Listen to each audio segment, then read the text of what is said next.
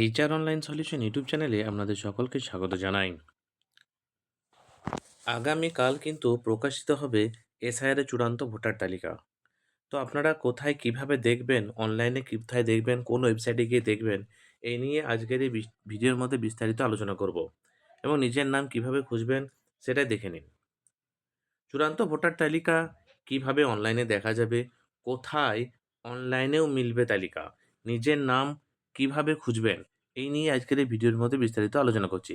তালিকা প্রকাশের পরে অনলাইন এবং অফলাইন দুই মাধ্যমে কিন্তু তা দেখা যাবে। একাধিক ওয়েবসাইটে কিন্তু তালিকা প্রকাশ করা হবে।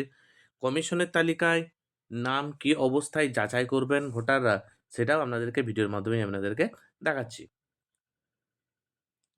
এবং সুপ্রিম কোর্টের নির্দেশে আগামী 28শে ফেব্রুয়ারি শনিবার পশ্চিমবঙ্গের ভোটার তালিকা প্রকাশ করতে চলেছে নির্বাচন কমিশন। খসড়া তালিকার মতো এই তালিকাতেও দুইভাবে দেখা যাবে। অনলাইনের মাধ্যমে পাশাপাশি অফলাইনেও কিন্তু তালিকা দেখতে পাবেন ভোটাররা। তাদের নাম কমিশনের তালিকায় কী অবস্থায় রয়েছে তা দুভাবে যাচাই করা যাবে।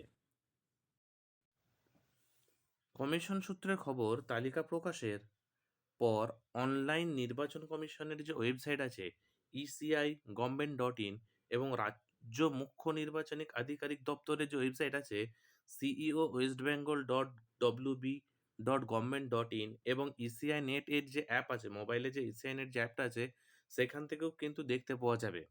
নির্দিষ্ট ওয়েবসাইট বা অ্যাপে গিয়ে নিজের নাম, এপিক নাম্বার বা ভোটার কার্ড নাম্বার দিলেই কিন্তু দেখা যাবে। তার নাম কমিশনের তালিকায় কী অবস্থায় রয়েছে সেটাও কিন্তু দেখা যাবে। যা ইতিমধ্যে তার নাম যাচাই করা হয়ে গিয়ে থাকে তাহলে কিন্তু কোনো সমস্যা নাই। অর্থাৎ আমরা জানি যে এখনো কিন্তু অনেক অনেক ভোটারের নাম কিন্তু এখনো যাচাই করা সম্ভব হয়নি। প্রায় ৬,০০,০০০ উপর ব্যক্তি এমন আছে যাদের কিন্তু নাম কিন্তু এখনো যাচাই অধীন আছে, যাচাই এখনো কমপ্লিট হয়নি। সেরকম ব্যক্তিদের নাম কিভাবে থাকবে? অর্থাৎ আপনার ভোটার তালিকাতে আপনার নামের স্ট্যাটাসটা কি আছে? আপনার নামটা কি পুরোপুরিভাবে তালিকায় উঠে গেছে? অর্থাৎ যাচাই যদি হয়ে গিয়ে থাকে সেখানে আপনার নামের পাশে কোনো প্রকার কোনো স্ট্যাটাস থাকবে না। আর যদি আপনার নামটা যাচাই অধীনে থেকে থাকে তাহলে আপনার নামের পাশে একটা স্ট্যাটাস থাকবে, সেটা হচ্ছে বিচারাধীন। অর্থাৎ আপনার ভোটার কার্ডটা এখনো কিন্তু যাচাই হয়নি এই মর্মে কিন্তু থাকবে। তবে স্বাভাবিকভাবেই নাম উঠে আসবে কিন্তু তালিকায়। অর্থাৎ ড্রাফট লিস্টে যতজনের নাম ছিল ততজনের নাম কিন্তু এসআর এর ফাইনাল লিস্টে থেকে যাবে। এই নিয়ে কিন্তু ইতিমধ্যে আমি একটা ভিডিও করে দিয়েছি। সেই ভিডিওর লিঙ্ক আমি ডেসক্রিপশন বক্সের মধ্যে দিয়ে রাখবো। আপনারা চাইলে সেখান থেকেও পুরো ভিডিওটা দেখে নিতে পারেন। যদি নাম এখনো যাচাই না করা হয়ে থাকে তবে তার নামের নিচে লেখা থাকবে অ্যাডজুডিকেশন, অর্থাৎ বিচারাধীন লেখা থাকবে। কারোর নাম যদি মুছে দেওয়া হয় তাহলে সেই নামের নিচে লেখা থাকবে ডিলিটেড। এবং মুখ্য নির্বাচনী আধিকারিক মনোজ আগরওয়াল বৃহস্পতিবার কিন্তু এই কথাটাই জানিয়েছে।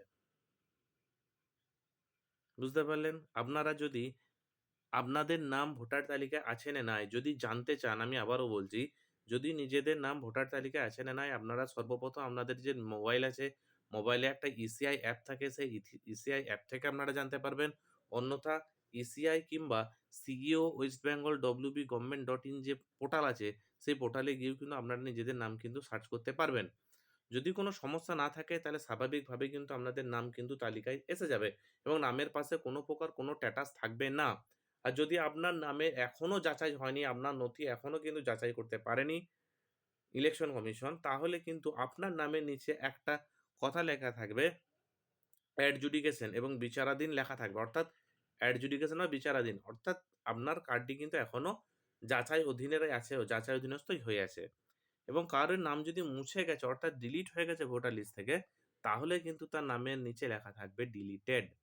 মুখ্য নির্বাচন আধিকারিক কিন্তু এই মর্মে এরকমই একটা প্রস্তাব জানিয়েছে।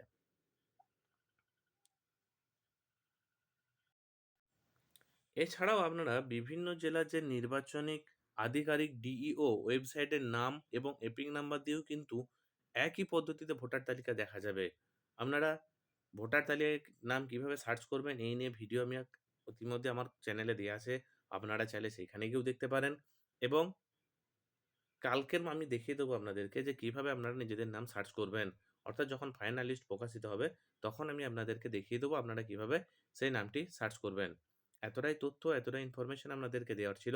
আমার এই ভিডিওটি যদি ভালো লেগে থাকে, অবশ্যই ভিডিওতে একটি লাইক দেবেন এবং আমার চ্যানেলে নতুন হয়ে থাকলে অবশ্যই আমার চ্যানেলটিকে সাবস্ক্রাইব করে দেবেন।